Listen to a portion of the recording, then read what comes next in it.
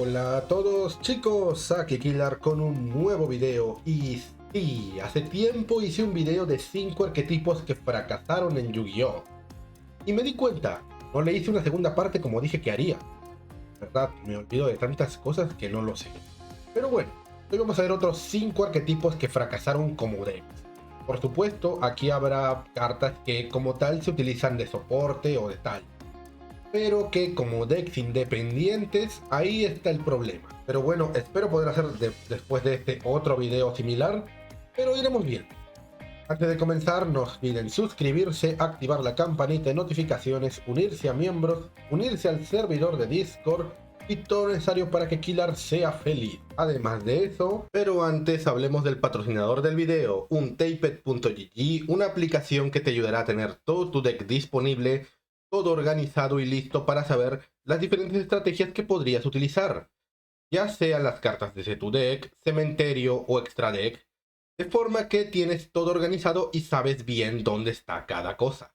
Además de eso, te ayuda a crear decks desde cero, gracias al porcentaje de win rates que se registra en la página del juego, y puedes copiar completamente el número de cartas y la cantidad que tienes. Además, en la página podrás ver tus estadísticas entre win rate, los decks que tienes y decks que podrías armar copiándolos inmediatamente. Además, van a tener mi código aquí abajo en la descripción para que descarguen Untaped.gg. ¡Disfrútenlo! Muy bien, vamos a ver estos 5 arquetipos que fracasaron estrepitosamente y comencemos. Muy bien, a lo que me refiero con que fracasaron es que eran arquetipos que prometían una incursión en el meta, pero que al final de cuentas no sirvieron de nada, en todo caso como soporte. El primer ejemplo que tenemos es Steamwork. Steamwork es un arquetipo curioso, ya que el monstruo principal, que es el pájaro divino Steamwork, es una carta que existe desde hace muchísimo tiempo. Tenía una jugabilidad interesante, ya que se basaba en la invocación normal e ir invocando monstruos de alto nivel, lo cual dentro de todo tenía sentido. Además que combinaba las cartas de oscuridad con viento, lo que daba como resultado una petición interesante. Y es que el hecho Dark Steamwork, la contraparte oscura del pájaro divino, tenía una estrategia con Dragunity y Blackwind, lo que le permitía dentro de todo en la era Synchro tener algo de relevancia. Steamwork prometía traer eso de vuelta, pero al final no funcionó de nada. La propia estrategia Steamwork era demasiado mala, digo de que tenía algunos monstruos normales, pero no te daba ninguna facilidad para negar o para spamear a los monstruos grandes. Necesitabas sí o sí apoyo de otras cartas como Dragunity o similares. No ayuda el hecho de que tiempo después sacaran un arquetipo de bestias aladas que se basaban en la invocación normal y que lo hacían muchísimo mejor, como Flugwanderis. Algunas cartas de Steamwork, como el Link 3 que tenía, eran muy buenas, sí, se utilizaba mucho, pero de nuevo, el problema de que el arquetipo como tal no se utilizaba. Actualmente Steamwork solo es recordado como un motor no tan bueno para decks de bestias aladas o de viento, o porque tuvo un link roto el cual podía desequilibrar el juego con la estatua de viento o con el Valle de la Neblina, pero al final de cuentas no logró mucho por sí mismo. El siguiente es un deck que fue muy esperado en su momento. Al salir en el anime de Yu-Gi-Oh! Brains, la gente le gustó. Lo consideraron una estrategia curiosa. Estoy hablando de Tsunavalon, un deck de monstruos planta basado en la invocación Link, los cuales tenían a los monstruos árboles Tsunavalon como monstruos principales Link, los monstruos Sunbind, los cuales iban llenando el campo una u otra forma, para así digamos dominar el campo, ya sea con aumentos de vida, defensa o con el Thrasher, que es su monstruo principal de ataque. También estaba el hecho de que podía ser muy utilizado con diversas estrategias de planta, y al final sí vio uso competitivo.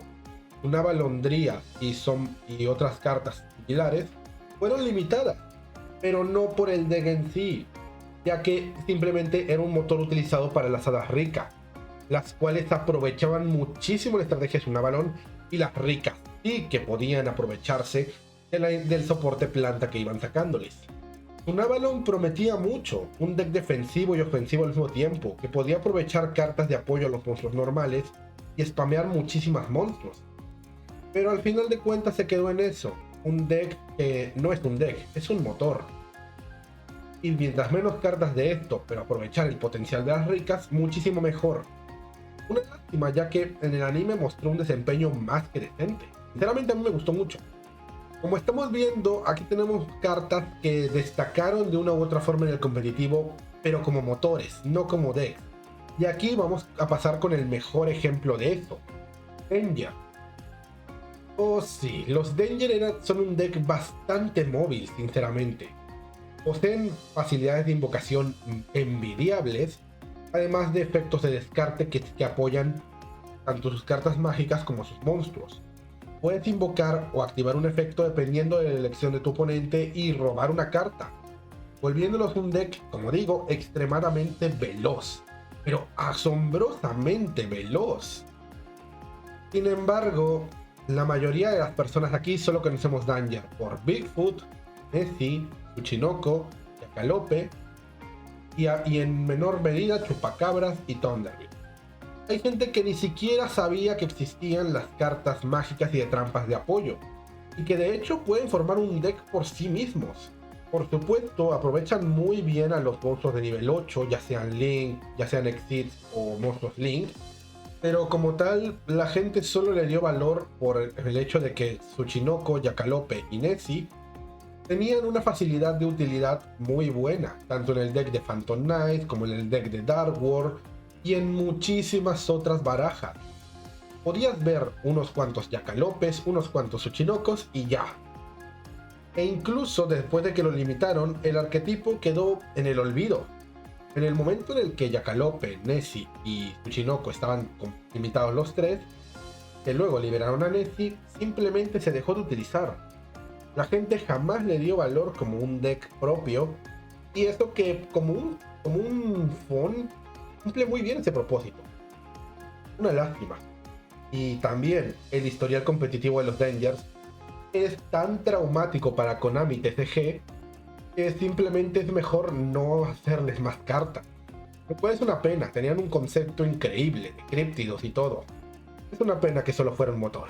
Pasaríamos entonces a un deck que prometió el cielo y que al final no funcionó para nada. Estamos hablando de Beat-Trooper. Oh sí, Beat-Trooper. Los escarabajos soldados. Estas cartas están interesantes en el sentido de que podían hacer un spam de monstruos insecto bastante consistente, podían combinarse con otros decks insecto y aprovechar todo ese potencial. Cartas muy buenas como Fleet Lapper, Foot Buggy, Steel Bomber o Sting Lancer podían aprovecharse muy bien. Además tenían magias de búsqueda y de utilidad como Formation, Landing, Descent. Además del Fly and Sting, que era una negación de juego rápido bastante consistente, y al Invincible Atlas, el cual era una carta boss monster muy poderosa. Prometían una segunda venida de los insectos luego del horror que fue en 2012 el deck Insector. De hecho, combinados con los Insector podían invocar muy bien. Sin embargo, antes de darle más soporte o darle más cosas, Konami cambió completamente la estrategia de este deck, volviéndolo un objetivo de fusión. Cartas como Cruel Saturnias o Absolute Hércules, si bien son poderosas, no combinaban para nada con el poder que tenía ya el deck Beat-Trooper.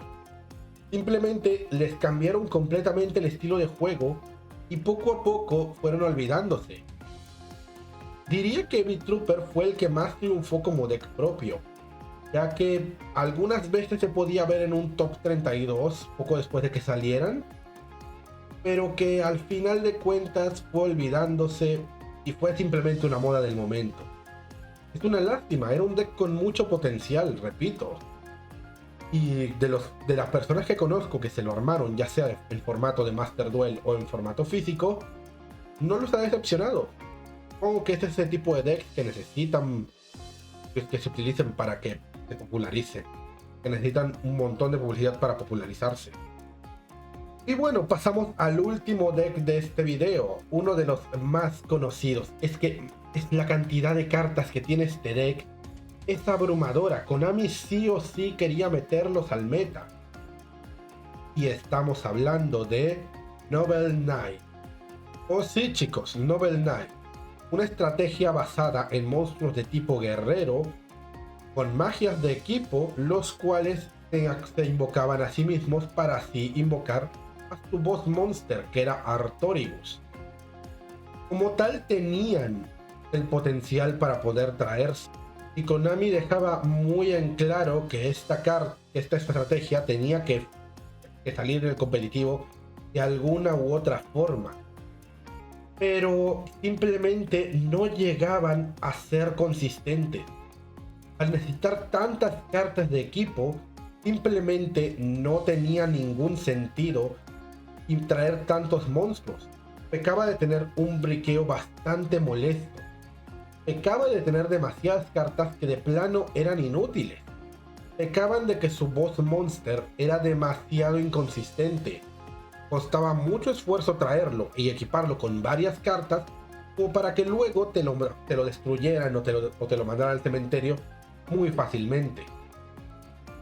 Poco a poco fueron intentando traer más cartas boss que pudieran ayudar, ya sea el Ignoble Lancelot, más cartas de equipo, Merlin, Guinevere, la Dama del Lago, etc. Pero simplemente no podía, no bastaba. Y llegábamos a un punto en el que no funcionaba por más de que lo usáramos. Algunas cartas sí podían utilizarse, y de hecho su mejor monstruo fue Isolde. Pero Isolde por sí sola, utilizándolo en estrategias Gouki u otros decks de guerreros. Porque a final de cuentas, Noble Knight fue traído por Konami para hacer el nuevo meta, pero solo estuvo destinado al fracaso. Algo muy triste, y más aún con el hecho de que sus nuevas contrapartes, que son los Infernoble, tuvieron muchísimo mejor desempeño competitivo que ellos. No fueron un tier 1 absoluto, pero se utilizaban, ya sean estrategias de guerreros o tal. Y lo peor de todo es que, a diferencia de los decks mencionados anteriormente, que algunos podían ser utilizados como motores, Noble Knight no fue para nada de eso. Solamente era conocido por ser el deck de Isolde, pero que solamente vale Isolde. Una completa lástima, la verdad. Se merecían un poco más, pero ya nada los va a salvar del abismo. Y bueno, chicos, eso sería todo. Coméntenme qué les pareció este video. Coméntenme qué otros decks podrían considerarse fracasos. ¿Qué otros decks son solo conocidos como motores? Yo los leo a todos. No olviden suscribirse, activar. Cuídense todos, pásenla bonito y adiós.